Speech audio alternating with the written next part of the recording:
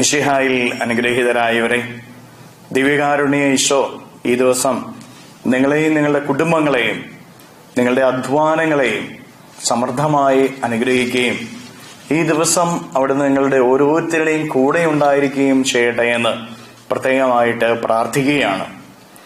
വിശുദ്ധ മർക്കോസിന്റെ സുവിശേഷത്തിന്റെ 6-ാമത്തെ അധ്യായത്തിന്റെ 14 മുതലുള്ള തിരുവചന ഭാഗങ്ങളിൽ നമ്മൾ വായിച്ചു ധ്യാനിക്കുന്നത് യോഹന്നാന്റെ ശിരച്ഛേദനത്തെ കുറിച്ചാണ്. ഹെരോദേസ് തന്റെ സഹോദരന്റെ ഭാര്യയെ സ്വന്തമാക്കുമ്പോൾ യോഹന്നാന് അതിനെതിരെ സംസാരിച്ചത് തെറ്റാണെന്ന് ഹെരോദേസിനോട് പറയുക. അതുകൊണ്ട് ഈ ഹെരോദേസ് സ്വന്തമാക്കിയ സഹോദരന്റെ ഭാര്യ, അവൾക്ക് യോഹന്നാനോട് കടുത്ത അമർഷം ഉണ്ടാവുകയാണ്.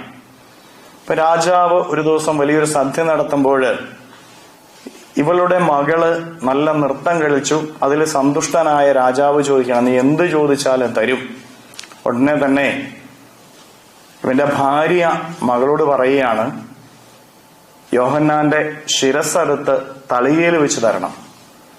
ഇത് കേട്ടുകഴിഞ്ഞപ്പോൾ ഹെരോദേസ് രാജാവിന് വലിയ ദുഃഖമുണ്ടാവുകയാണ്.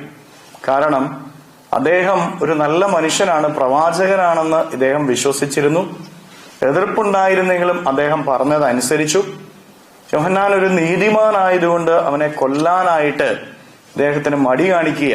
എങ്കിലും തന്റെ വാക്കിനെ ഓർത്തുകൊണ്ട് ആ പെൺകുട്ടിക്ക് വേണ്ടിയിട്ട് യോഹന്നാന്റെ തലയറുത്ത് ഒരു തളികയിൽ വെച്ച് സമ്മാനമായിട്ട് കൊടുക്കുകയാണ്.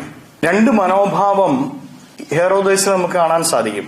ഭയം കൊണ്ടോ മറ്റെന്തുകൊണ്ടോ യോഹന്നാനോട് ഒരു ബന്ധം അല്ലെങ്കിൽ ഒരു അടുപ്പം അദ്ദേഹം സൂക്ഷിച്ചിരുന്നു. യോഹന്നാനെ ഒരു നീതിമാനായിട്ട് അദ്ദേഹം കണ്ടിരുന്നു. അതോടൊപ്പം തന്നെ യോഹന്നാനോട് ഒരു എതിർപ്പും അദ്ദേഹത്തിന്റെ മനസ്സിലുണ്ടായിരുന്നു. അതുകൊണ്ടാണ് ഭാര്യയുടെ വാക്ക് കേട്ട് ഇവന്റെ തലയറുത്ത് കൊടുക്കുന്നത്.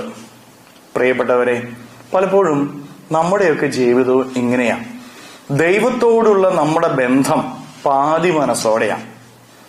ഈ ഹെരോദേസ് യോഹന്നാനോട് ബന്ധം പകുതിയായിരുന്നു, പകുതി എതിർപ്പും പകുതി ബന്ധവും.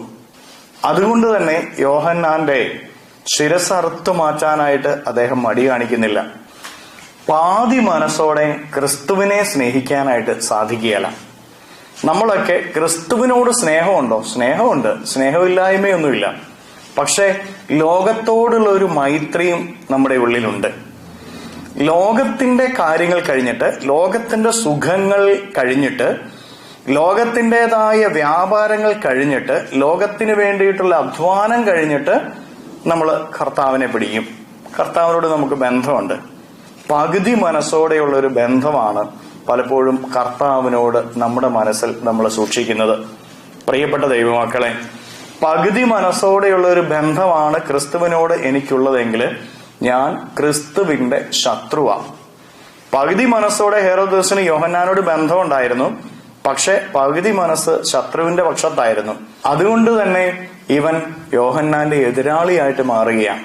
നമ്മൾ പകുതി മനസ്സോടെ ക്രിസ്തുവിനെ സ്നേഹിച്ചാൽ പോരാ, മുഴുവൻ മനസ്സോടെ ദൈവത്തെ സ്നേഹിക്കണം, മുഴുവൻ മനസ്സോടെ ക്രിസ്തുവിനെ സ്നേഹിക്കണം. ഈ ലോകത്തിൽ പകുതി മനസ്സ് വെക്കരുത്, ലോകത്തിന്റെ സുഖങ്ങളിൽ പകുതി മനസ്സ് വെക്കരുത്, ലോകത്തിന്റെ വ്യാപാരങ്ങളിൽ പകുതി മനസ്സ് വെക്കരുത്. ക്രിസ്തുവിൽ പരിപൂർണമായിട്ട് മനസ്സ് വയ്ക്കുവാനായിട്ട് നമുക്ക് ഓരോരുത്തർക്കും സാധിക്കട്ടെ. കരങ്ങളെ യാചനയോടെ പിടിച്ച നമ്മുടെ ജീവിതത്തിന്റെ എല്ലാ അവസ്ഥകളെയും ഈശോയ്ക്ക് കൊടുത്ത് നമുക്ക് സ്തുതിക്കാം. ഹല്ലേലൂയ, ഈശോയെ നന്ദി. Hallelujah, hallelujah, hallelujah, hallelujah, hallelujah, hallelujah, hallelujah. കർത്താവായ ഈശോയെ, മക്കളെ ഓരോരുത്തരെയും സമർപ്പിക്കുന്നവരെ ഓരോരുത്തരെയും അനുഗ്രഹിക്കുകയും ആശീർവദിക്കുകയും ചെയ്യണമേ.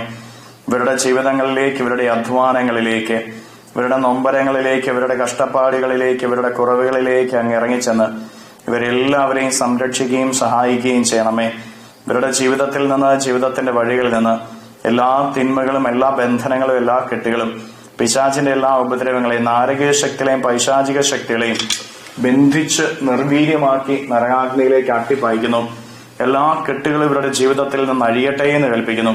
ദുഷ്ടശക്തികൾ വിട്ടുമാറട്ടെ എന്ന് കൽപ്പിക്കുന്നു. പൈശാചിക ശക്തികൾ മാറിപ്പോട്ടെ എന്ന് കൽപ്പിക്കുന്നു. Hallelujah, hallelujah, hallelujah, hallelujah, hallelujah. നിത്യം പിതാവും പുത്രനും പരിശുദ്ധാത്മാവുമായ സർവേശ്വര എന്നേക്കും ആമേൻ.